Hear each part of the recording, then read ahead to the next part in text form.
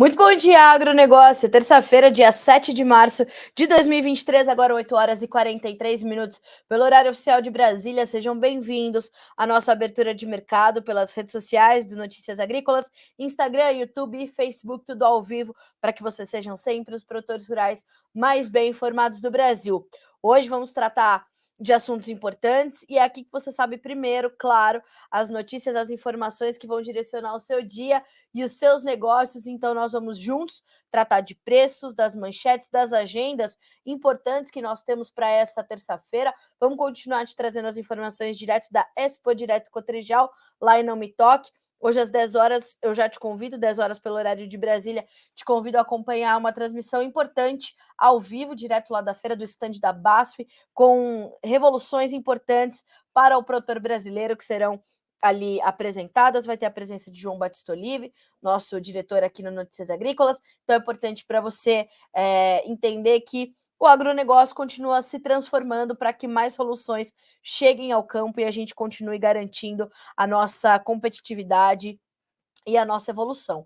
Lembrando a você que o Bom Dia Agronegócio tem o apoio da Cochupé, a maior cooperativa de cafeicultores do mundo, e que nós temos também pelos bastidores o apoio de Letícia Guimarães, garantindo ali a nossa interatividade. Então, a partir de agora, linhas de comunicação abertas, mande para nós de onde você nos acompanha, cidade, estado, mande para nós as suas perguntas, as suas opiniões sobre quais mercados você precisa e quer saber, e a gente vai junto, então, nessa manhã de terça-feira, te atualizar sobre aquilo que é mais importante e aquilo que temos que ter no nosso radar, tá certo?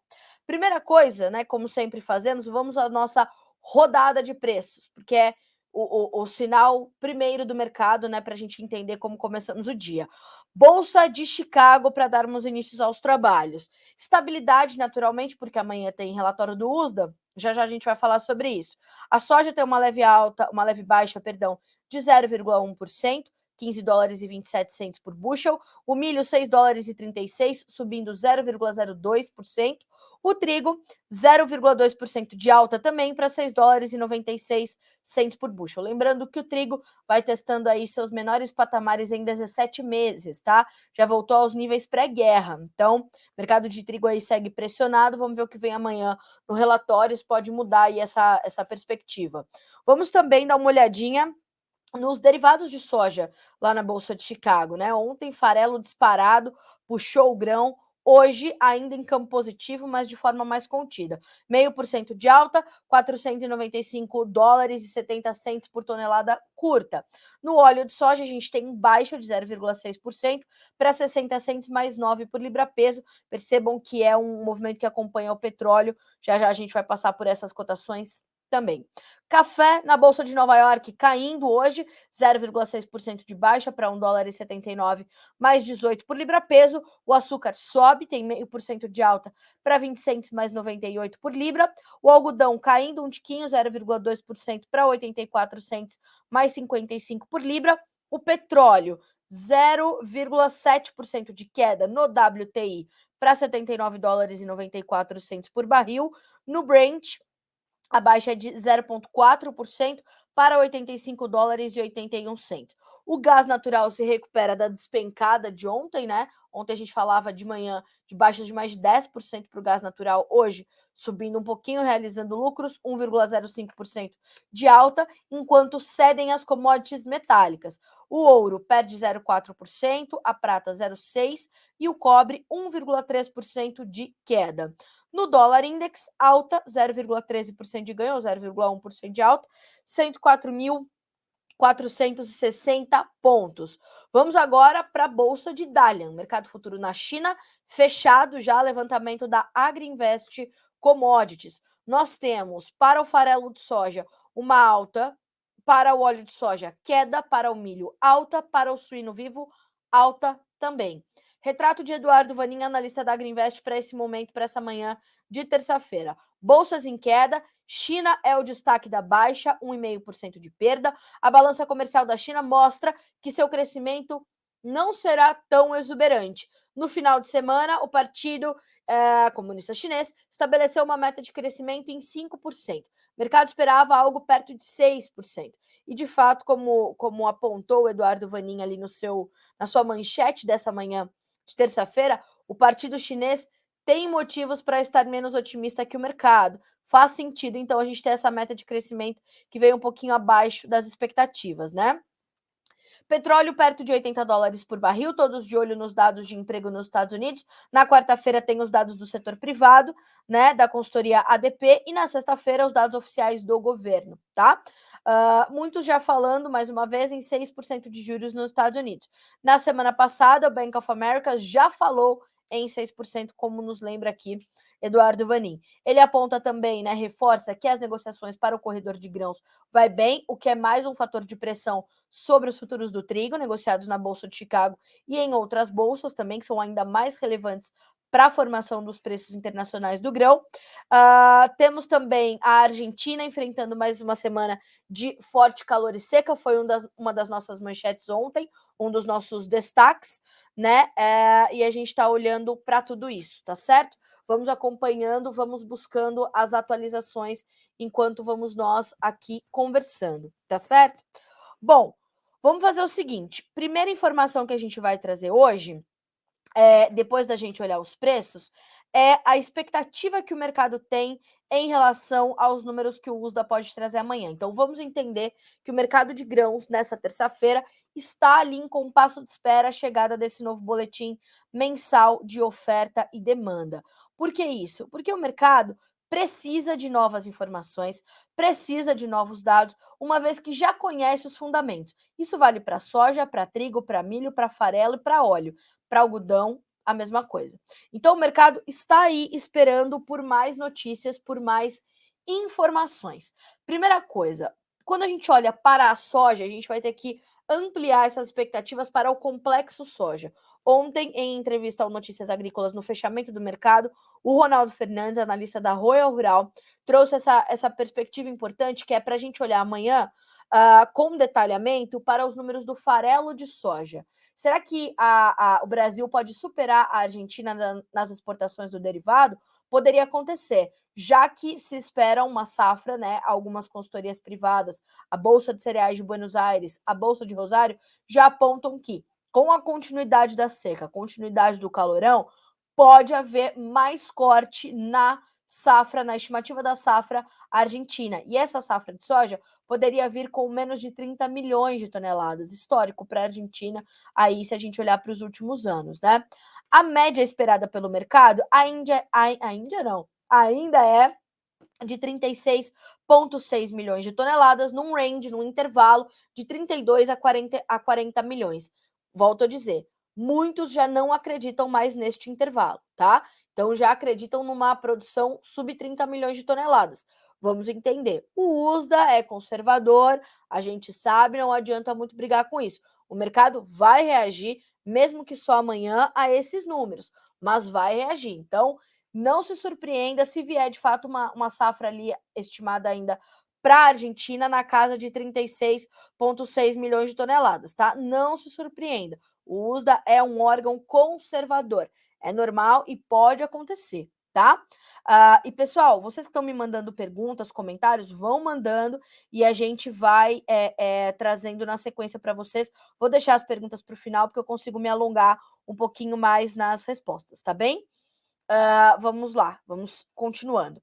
Então, a gente pode ter essa perspectiva. Os números da América do Sul, mais uma vez, e por enquanto, são ainda os mais aguardados, né? Porque, por razões óbvias, né? A gente vai concluindo a safra sul-americana e a gente vai, aos poucos, recebendo os novos dados, mas ainda não oficialmente, nos boletins mensais da safra 23-24 dos americanos. Isso vem nos próximos meses. Então, ainda são esperados os dados da América do Sul com certa ansiedade. Amanhã vamos olhar para farelo, o processamento e as exportações argentinas, o processamento e as exportações no Brasil, que, claro, podem ser elevadas. Para a produção brasileira, o range, né, o intervalo das expectativas de 151 a 154,6 milhões de toneladas, a média esperada é de 152,9. O número do boletim passado foi de 153 milhões. Então, vamos ver quanto é que o USDA vai estimar a nossa safra. Então, volto a frisar. Amanhã, olho vivo nos dados da América do Sul, safra da Argentina. Para o milho, quais são as expectativas? Da safra argentina ser reduzida de 47 para 43 milhões de toneladas. Essa é a média das expectativas. O mercado trabalha com um intervalo de 41 a 46 milhões. O número de fevereiro foi 47, então pode haver uma redução. O que apontam outras estimativas, inclusive de instituições locais, como as bolsas de Buenos Aires e Rosário, ou consultorias privadas. Uma produção de milho na Argentina de menos de 40 milhões de toneladas, tá? Então vamos ver o que o USDA traz amanhã. Para o Brasil, o que a gente pode esperar? Uma média nas expectativas de 124,8 milhões de toneladas contra o número de fevereiro de 125 milhões, então uma pequena mudança somente, isso contabilizando safra e safrinha naturalmente, e o intervalo das projeções, das expectativas, 122 a 130,6 milhões de toneladas, tá bom? Então, caso venha essa diminuição, ela não deve ter ali grande impacto, nossa, uma coisa louca no preço, porque o mercado já espera por essa diminuição, tá? Então a gente não deve ver grandes e substanciais mudanças, porque o USDA, volto a dizer, é um órgão conservador, tá? Bom, na sequência, temos que olhar também para os estoques norte-americanos, tanto de soja quanto de milho. Os estoques de soja, eles podem, e é a expectativa dos analistas, dos consultores, de que haja uma correção para baixo desses estoques. Por quê? Porque o USDA já comprometeu mais de 90% do que é estimado para ser exportado em todo o ano comercial 22-23. A expectativa é de 54,2 milhões de toneladas e já os Estados Unidos já comprometeram 49 milhões com vendas para exportação. Então, nós teríamos ali pouco menos de 10% para ser comercializado nas próximas 24 semanas do ano comercial. Tenho falado bastante sobre isso aqui nos últimos dias, porque é um ponto, inclusive, de suporte importante para as cotações em Chicago, para garantir pelo menos esse patamar dos 15 dólares por bushel. Legal? Então, isso é um ponto que a gente tem que olhar. E também, claro, as exportações norte-americanas. Como é que elas virão? Deverão ser corrigidas para cima? Não deverão? Vão só mexer nos estoques?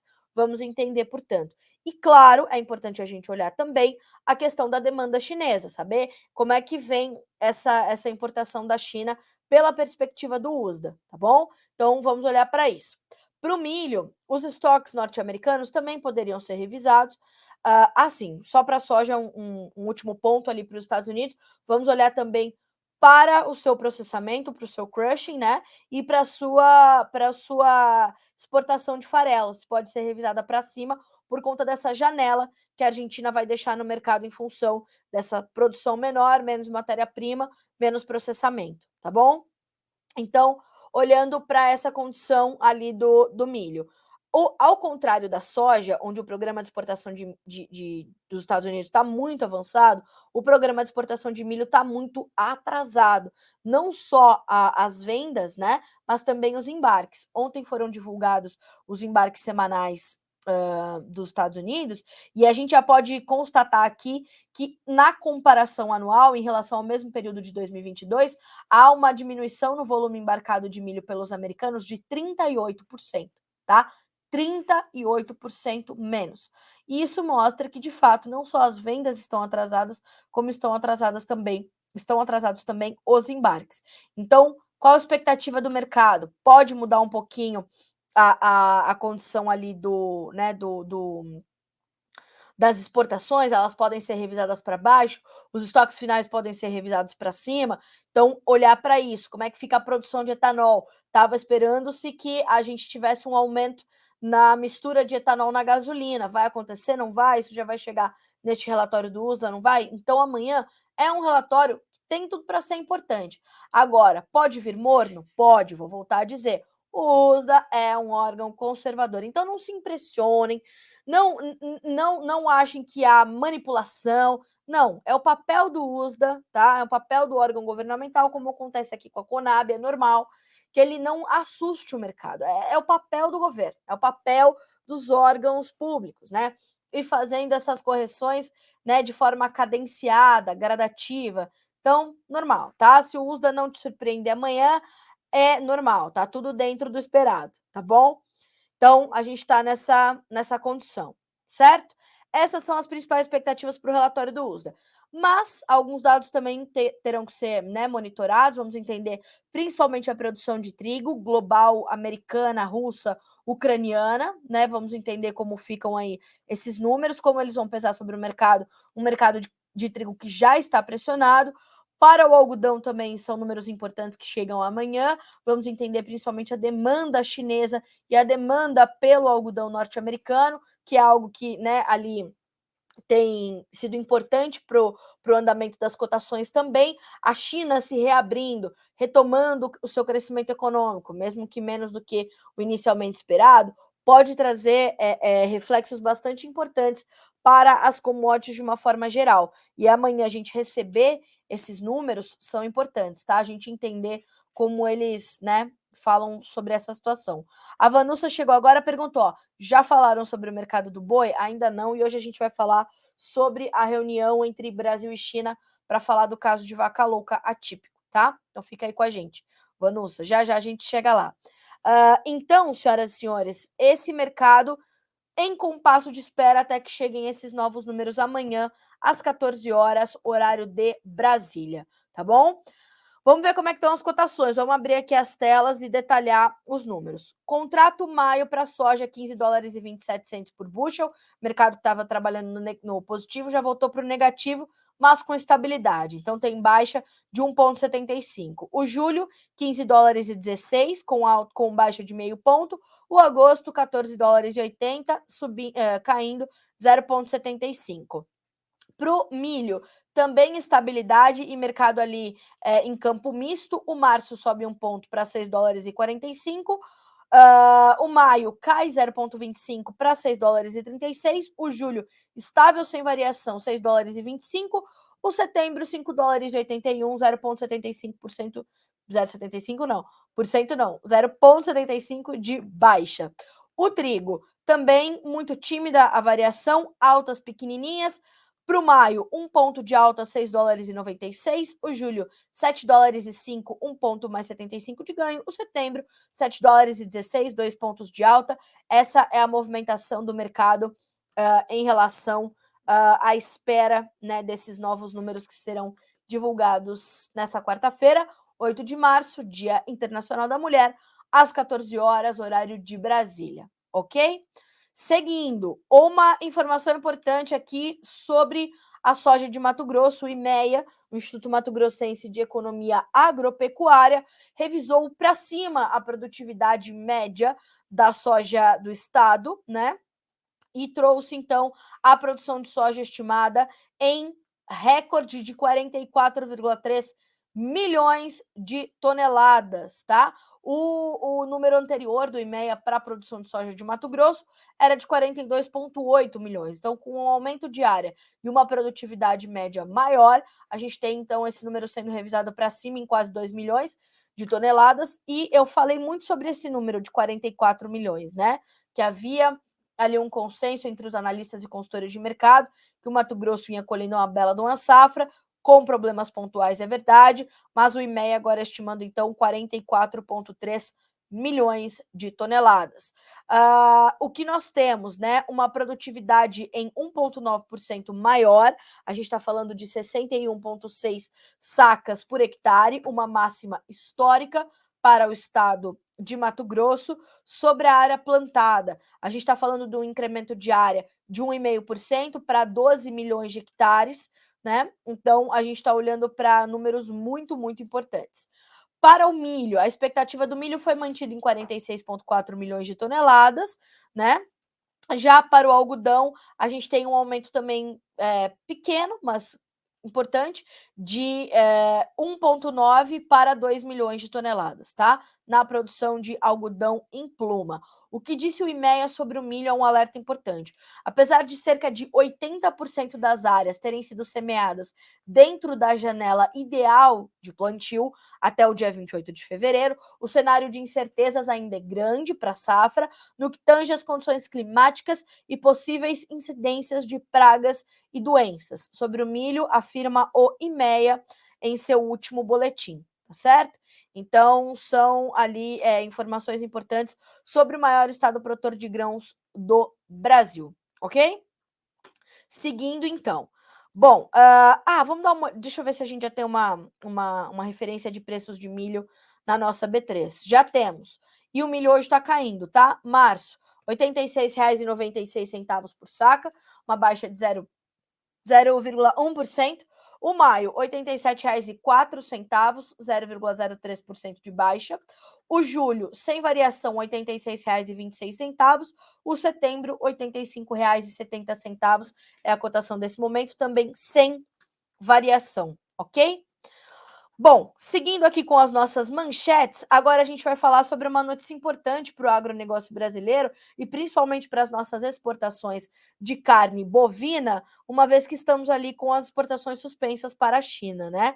O México anunciou nesta segunda-feira, no final do dia de ontem, requisitos sanitários que abrem pela primeira vez o mercado para a importação de carne bovina do Brasil, enquanto o governo do presidente Andrés Manuel Lopes Obrador busca fontes de abastecimento de alimentos para combater os altos níveis de inflação. O estado de Santa Catarina, principalmente, poderá exportar carne in natura, resfriada ou congelada com osso, desde que esteja com situação de febre aftosa sem vacinação, segundo a Secretaria de Agricultura em nota. Outros 14 estados brasileiros, entre os quais importantes produtores como Goiás, Mato Grosso e Mato Grosso do Sul, poderão exportar para o México apenas carne maturada e desossada devido à sua condição sanitária, livre de febre aftosa, com vacinação. O aval do México à carne brasileira, no entanto, foi criticado por produtores locais, produtores mexicanos, que alertam para os riscos à saúde. O Brasil tenta há anos que o país norte-americano lhe conceda autorização para enviar carne ao seu mercado. Mas, como há essa necessidade do presidente de combater a inflação, ele foi buscar, de fato, outras fontes de abastecimento, e o Brasil, que tem elevado status sanitário com a sua carne bovina, com a sua proteína lá fora, garantiu, portanto, a abertura deste mercado. Claro que há também a questão da vaca louca implicando nessa abertura, mas, né, mais uma vez, as autoridades brasileiras reforçam que não há qualquer prejuízo ao nosso rebanho comercial e tampouco e menos ainda para o consumidor final, né? O nosso status está mantido e em níveis elevados. Na sequência, o que a gente tem que tratar também? Dessa nova reunião que acontece entre Brasil e China nesta terça-feira à noite, né? Na noite dessa terça-feira. Então, autoridades técnicas, a equipe técnica do Ministério da Agricultura do Brasil vai ter uma nova reunião com autoridades sanitárias da China para repassar as últimas informações do caso atípico de encefalopatia espongiforme bovina, a EEB, ou mal da vaca louca, caso atípico, volto a reforçar, tentando avançar nas articulações para a retirada do embargo nas exportações de carne bovina do Brasil para a China, né? A expectativa é de que haja algum desfecho já nos próximos dias sobre a normalização do mercado, que é o principal comprador da proteína brasileira. No domingo, o Brasil enviou o relatório à Organização Mundial de Saúde Animal, a ONSA, com o resultado do exame que comprovou que o caso registrado no Pará, um touro de 9 anos, foi um caso atípico. A entidade deu a investigação como concluída e manteve o reconhecimento oficial do Brasil como país de risco insignificante para a doença. Então, este reconhecimento é mais uma ferramenta que deverá ser utilizada pela equipe técnica do ministro Carlos Fávaro com as autoridades chinesas na noite deste 7 de março. Tão logo esses resultados desta reunião de hoje sejam divulgados, nós os informaremos também aqui no Notícias Agrícolas. Falamos de vaca louca, é importante a gente trazer também a questão da gripe aviária, porque na Argentina mais casos voltaram a ser registrados e a gente observa, portanto, uma intensificação dessa preocupação. Segundo a apuração da Letícia Guimarães, nossa especialista aqui em proteínas animais, são já 39 casos de influenza aviária até agora, desde o dia 15 de fevereiro, quando foi a primeira detecção. O Serviço Nacional de Saúde e Qualidade Agroalimentar da Argentina confirmou no final da tarde de ontem mais 3 casos positivos de gripe aviária, sendo 2 em aves de granjas comerciais, uma na província de Buenos Aires e um na província de Neuquén. Em aves domésticas na província de Chaco, o que soma, portanto, 39 casos confirmados até agora em todo o país. Então, são 31 em aves domésticas, 4 em aves silvestres e 4 no setor comercial, tá certo? Estamos monitorando, a situação na Argentina vai se agravando rapidamente. É sabido que é uma doença de rápida e intensa contaminação e há realmente uma preocupação grande em torno disso. No Uruguai, a gente já vê também, né, uma informação disso acontecendo, a gente também tem essa condição, e o governo do Uruguai está estudando uma vacinação em massa de aves para controle da gripe aviária, já que 70 galinhas morreram com a doença neste início de semana no país. Volto a dizer, contaminação rápida e muito intensa, tá? Na costa do Peru, a gripe aviária não acometeu só as aves, já que 114 mil aves silvestres morreram, mas também leões marinhos. 4 mil leões marinhos morreram na costa do Peru. Foi isso, né? Acho que é isso. 4 mil, acho não. Tá aqui, a Letícia acabou de me confirmar esta informação, tá certo? Então, tá tensa a situação ali para América Latina, mas para América do Sul, a gente está falando de 8 países com casos de gripe aviária, 6 deles fazendo fronteira com o Brasil. Agora, vamos falar de gripe aviária no Brasil. É o nosso próximo destaque. E o nosso destaque é o seguinte: após as testagens em 17 casos suspeitos, o mapa, o Ministério da Agricultura e Pecuária, descartou, não temos registros de casos de gripe aviária no Brasil, tá? Não temos registros de casos de gripe aviária no Brasil. Desde o início de 2023, as autoridades sanitárias vinculadas ao Ministério da Agricultura foram 17 casos registrados como suspeita de influenza aviária. As testagens aconteceram e a publicação está destacando, portanto, de acordo com dados vindos do Serviço Veterinário Oficial, que não houve, então, essa confirmação, né? O Ministério da Agricultura já investigou 17 casos e todos os resultados foram negativos. Com isso, o Brasil continua sem registros da doença, mesmo com essa intensificação de casos em países vizinhos. De acordo com o Serviço Veterinário Oficial Brasileiro, foram detectadas, né, ou foram notificados 310 casos de suspeitas de doenças em aves desde o início deste ano de 2023. Destas suspeitas, apenas 118 das 310 enquadravam-se nos critérios de caso suspeito de síndrome respiratória e nervosa das aves, cujas doenças principais são influenza aviária e a doença de Newcastle. E elas foram investigadas, tá? Então, estamos com essas situações, suspeitas descartadas, o Brasil segue livre de gripe aviária ou influenza aviária, ok? Essa é a última informação, a mais recente, e claro, tão logo novas notícias apareçam, a gente vai trazendo os destaques para vocês. O que é importante dizer também, quando eu entrevistei o presidente da BPA, o Ricardo Santin, Associação Brasileira de Proteína Animal, ele diz: por que não dissemos ainda que temos gripe aviária no Brasil? Porque não temos gripe aviária no Brasil, né? Então, assim, a gripe aviária, ela não é uma doença que fecha mercados, ela é uma doença muito difícil de controlar por conta das aves migratórias, das aves silvestres. As barreiras sanitárias estão reforçadas no Brasil desde que os primeiros números começaram a se intensificar nas Américas, mas já na Europa, o Brasil já veio fazendo uma campanha de conscientização dessa importância das notificações aos órgãos competentes. Então, não temos gripe aviária no Brasil, né? O presidente da BPA falou muito sobre isso. Não temos, é por isso que não falamos. Né? As pessoas questionam, vocês têm, estão escondendo. Isso não existe, tá?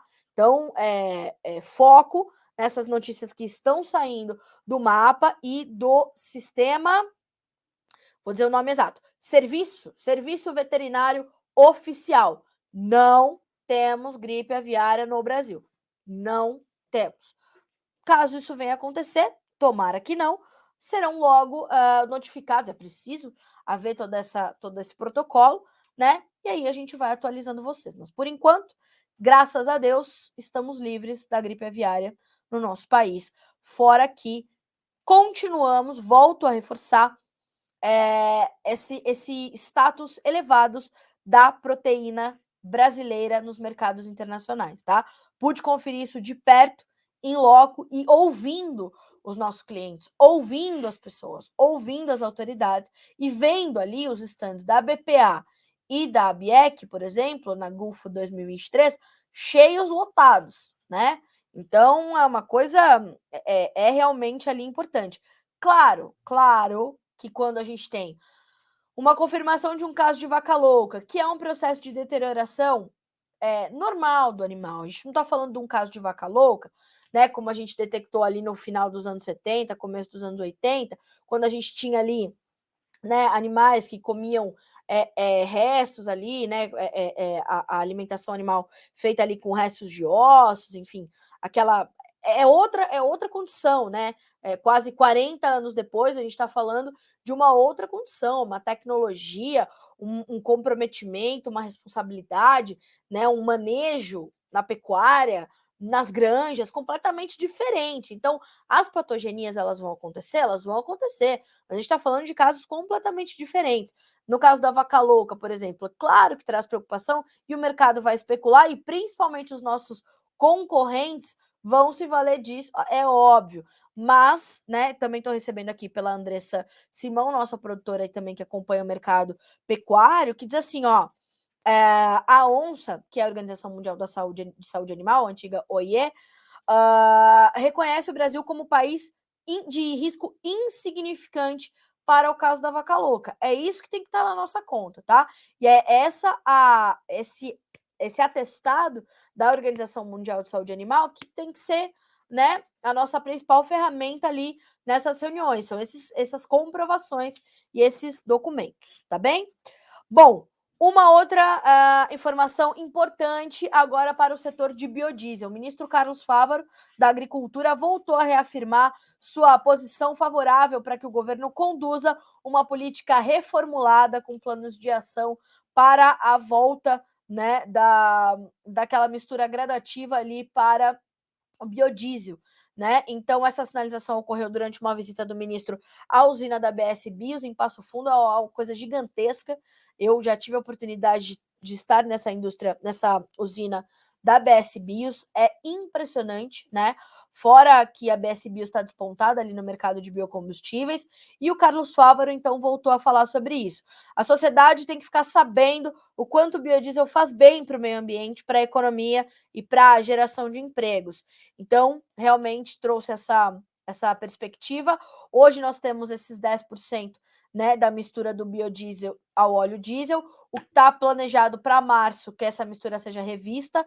A gente tem a possibilidade de chegar a 15%, né, de forma escalonada. Já éramos para estar nos 15%, mas nós caímos do 12% para os 10% de volta quando os preços do óleo de soja começaram a subir muito, né, por toda a questão da pandemia e tudo mais. A gente teve toda essa condição.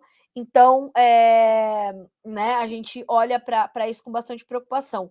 Logo que tomou posse o novo governo, o ministro de Minas e Energia, ele falou sobre isso e falou que, de fato, nós teríamos essa condição de revisão da política de mistura do biodiesel, que isso ia ser tratado com as autoridades do setor, com as associações, ouvindo muito o setor, e a gente espera que realmente aconteça. Por quê? Como a indústria sempre nos fala, quando a gente questiona sobre isso, né, a gente sempre traz a gente tem sempre esse feedback, né, que a indústria precisa muito de uma previsibilidade, né, para poder garantir ali que haja uma destinação, né, das suas plantas para que haja a produção de biodiesel a partir do processamento da soja. Então, vai processar a soja, vai fazer óleo de soja, vai fazer biodiesel e sucesso. Né? E, de fato, isso faz parte, inclusive, das políticas de sustentabilidade e da agenda verde do Brasil, independente de governos. Né? Então, nós tínhamos ali alcançado os 12%, voltamos para trás, mas vamos seguir monitorando e está previsto para março que haja uma redefinição, então, da nossa política de biocombustíveis, que eu espero que realmente venha a aumentar, porque é determinante não só para a indústria, mas para a produção de soja. Esse aumento da nossa produção, ele está muito ligado a a esse potencial todo que há na nossa indústria de biodiesel. Né? Então, fora a questão da geração de empregos, fora a questão da nossa competitividade, fora a questão econômica também e financeira da situação para todo o complexo soja. Né? Quando você tem mais processamento, você tem mais farelo, tem mais competitividade dos nossos derivados, então é bom para todos.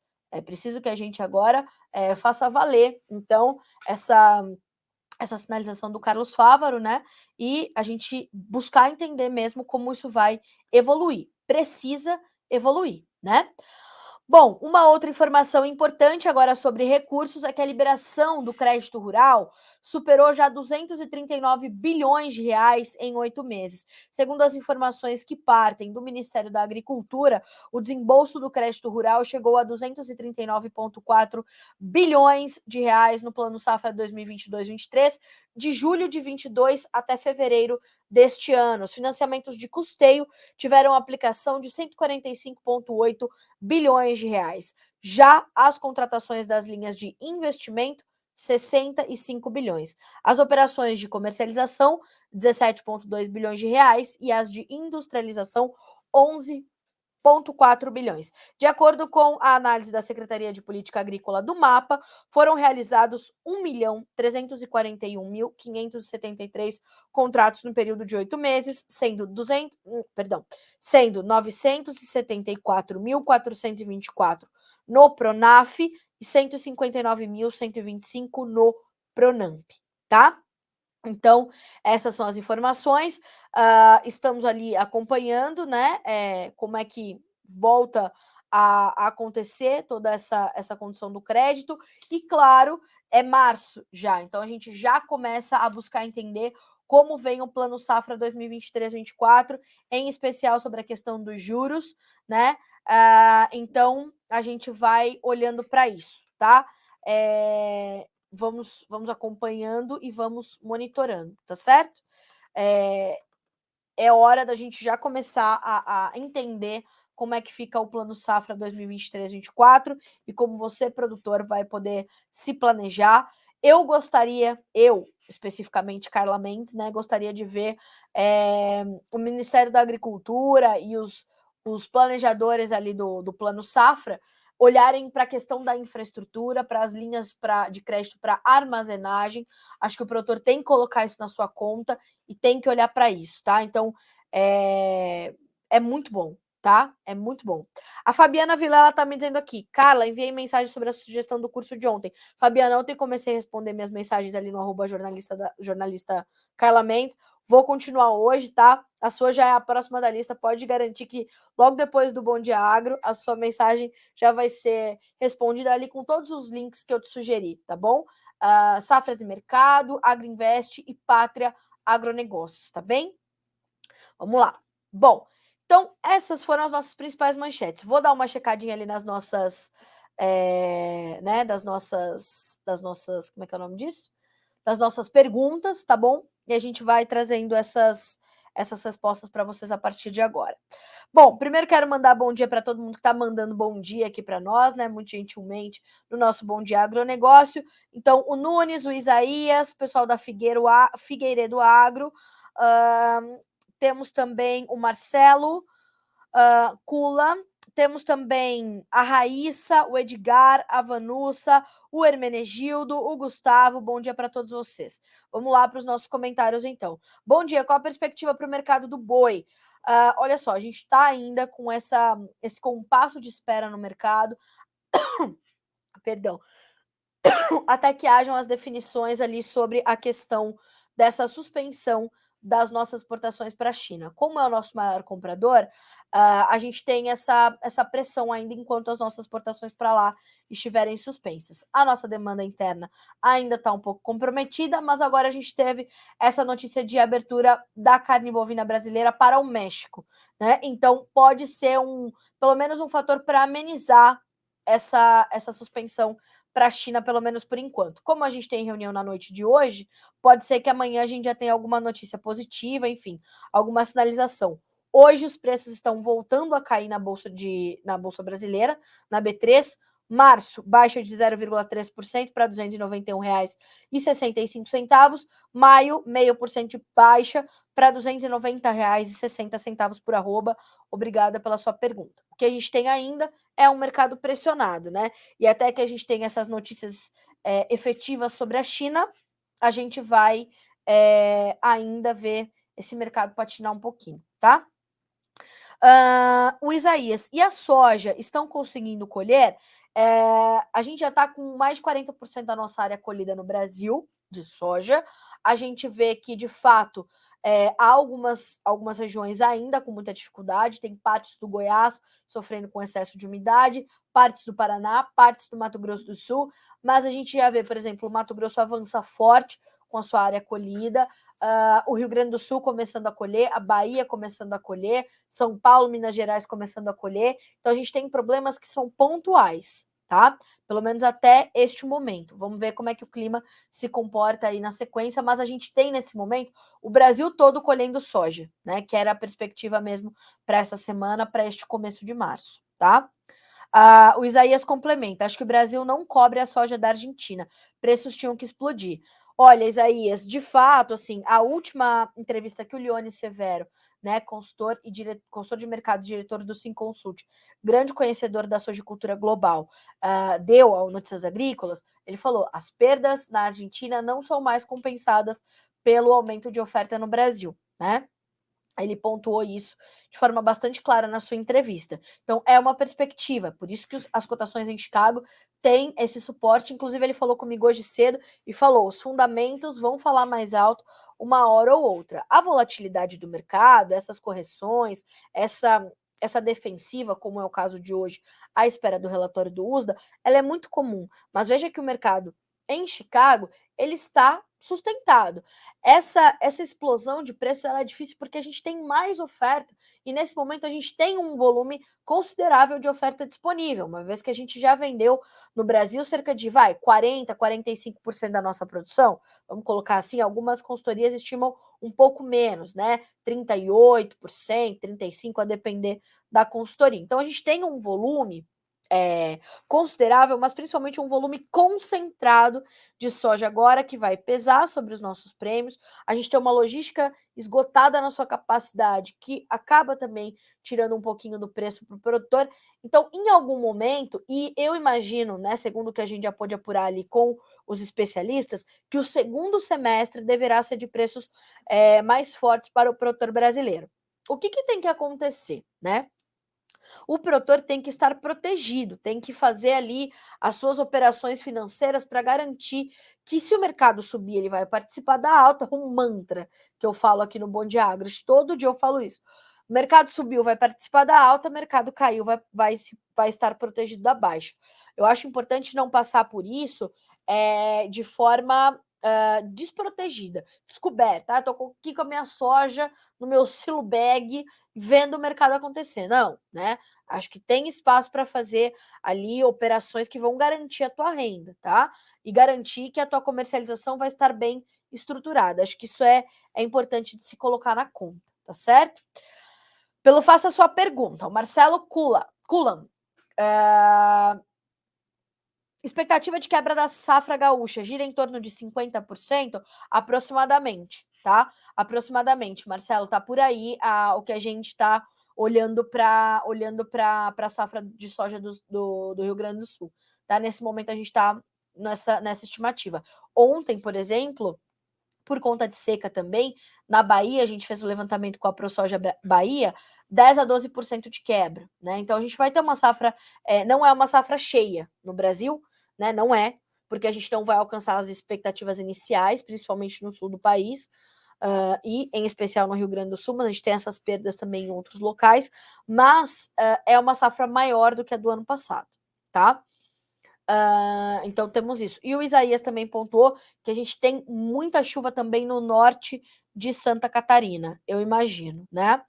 A Raíssa Goulart, R$ 130 a soja em Querência, Mato Grosso. O que está tirando peso desse, né? O que está tirando força desses preços no interior do país? A logística.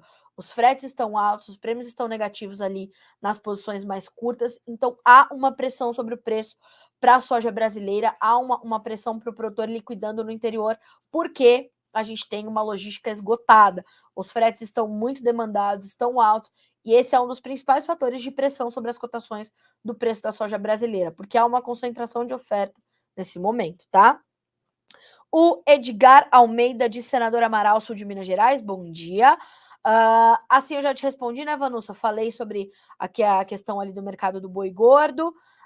O Hermenegildo fala conosco de Rio Verde, no Goiás. O Gustavo Martini, projeto Jaíba, em Minas Gerais. Obrigada. Bock, Dom Nari. A Conab fez um comentário sobre o milho, publicando que haveria quebra. Agora vem a público, diz que houve engano nos números, haverá estoques suficientes. Como fica o produtor? Pois Bock, a Conab é um caso sério, né? Pode acontecer, tá, pessoal, de vir erro nos números, assim. O USA já teve esse problema, a Conab já teve essa situação outras vezes.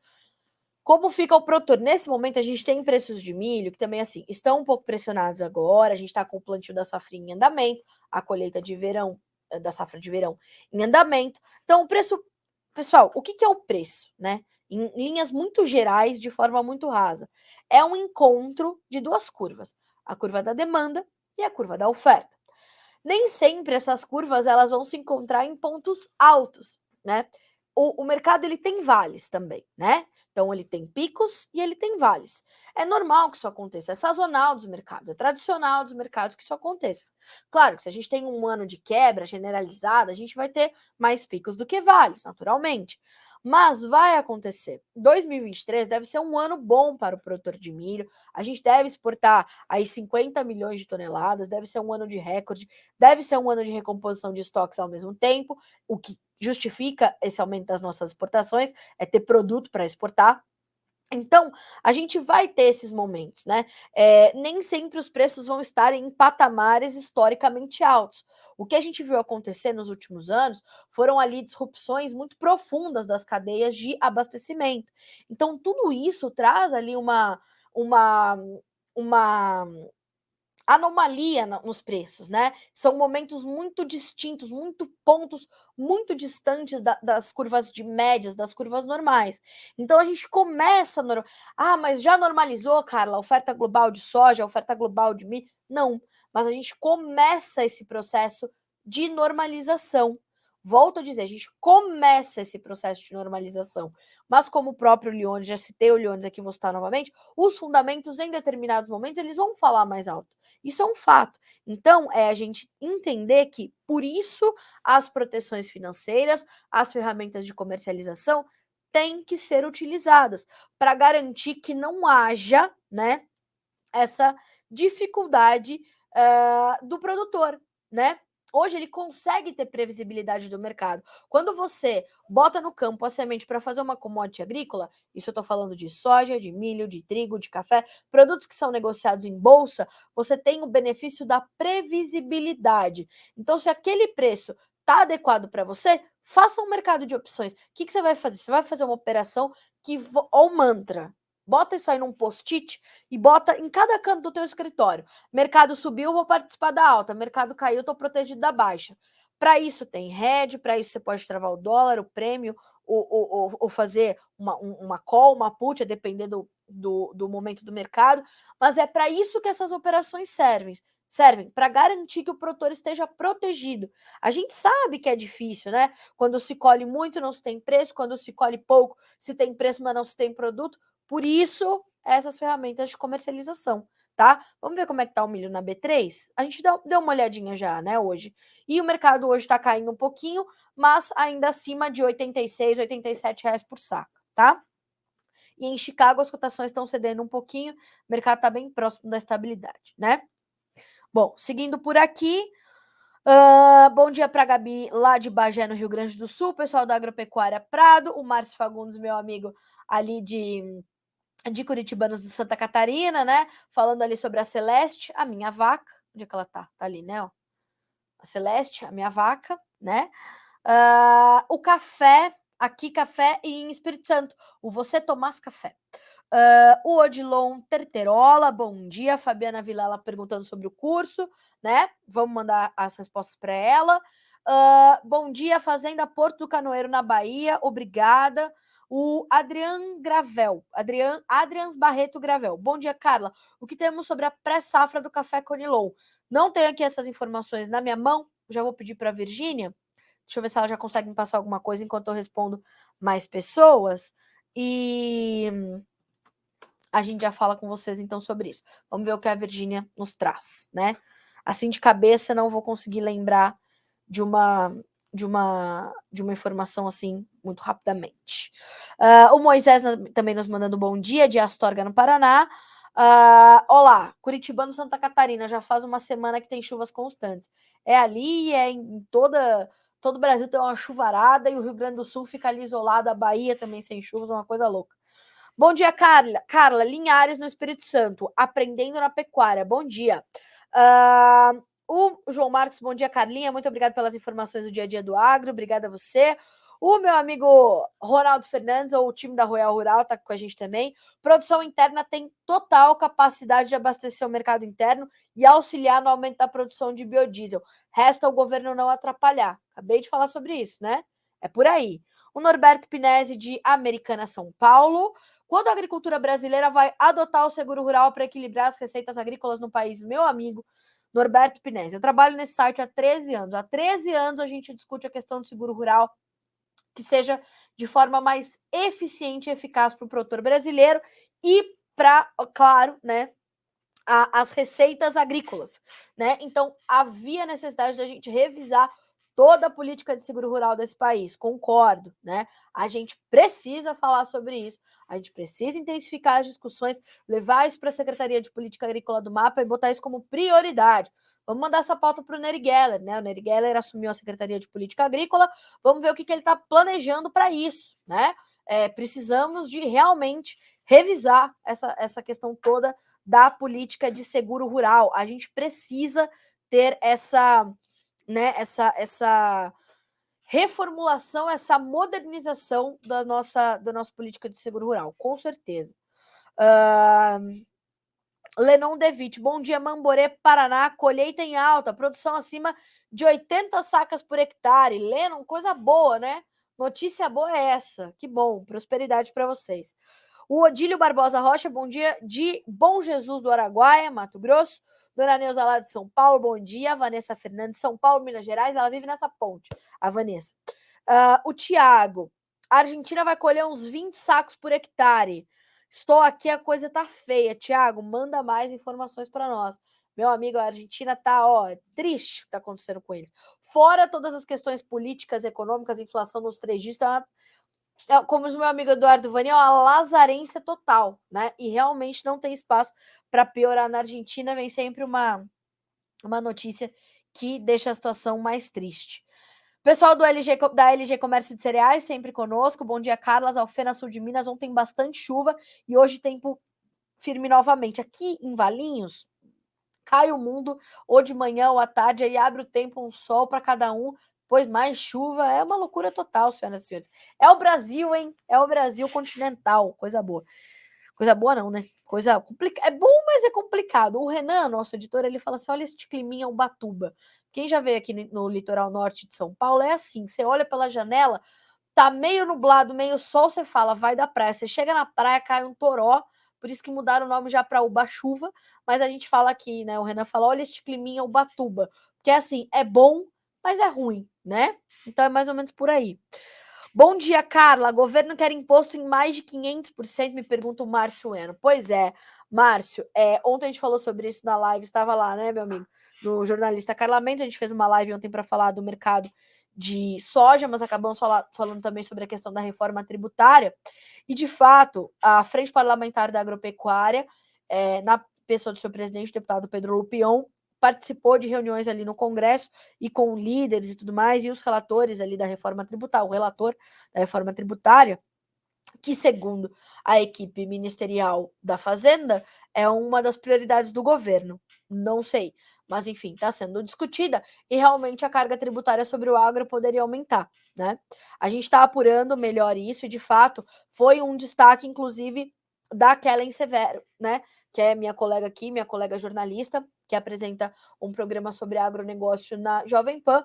Ela entrevistou o Renato Conchon, um dos líderes ali da CNA, a Confederação Nacional da Agricultura, e, de fato, a gente falou sobre essa questão. Ela falou sobre essa questão dessa possibilidade de se aumentar a tributação ao agronegócio brasileiro com o Renato Conchon. Então, a reforma tributária vai impactar diretamente o agronegócio do país, isso é um fato. A gente já vê alguns estados taxando a produção. Por quê? Porque há um entendimento equivocado de que a produção agropecuária ela não é taxada, né? Ela tem uma subtributação, quando na verdade é o contrário. Quando um produtor vai fazer uma safra, ele é tributado na compra da semente, na compra do fertilizante, na compra dos químicos, na hora de comprar óleo diesel, nas folhas de pagamento. Então, há toda uma tributação. E mais do que isso, não se tributa a produção, se tributa o consumo. Se você tributa a produção e o consumo, você tem uma bitributação, você tem produto mais caro para o consumidor final lá no supermercado, no posto de gasolina e assim sucessivamente. Então, sim, essa questão da reforma tributária está na pauta da FPA como prioridade número 0, porque o agronegócio pode sentir um baque forte e a gente está acompanhando essa situação, tá? Márcio, obrigada pela tua pergunta. A gente ainda não tem detalhes sobre o assunto, então logo a gente tem, a gente vai te trazer por aqui, tá? Bom dia, Carla. Fala sobre a seca no Rio Grande do Sul. Falei, mas posso falar novamente. A gente tem ali ainda Rio Grande do Sul sem chuvas.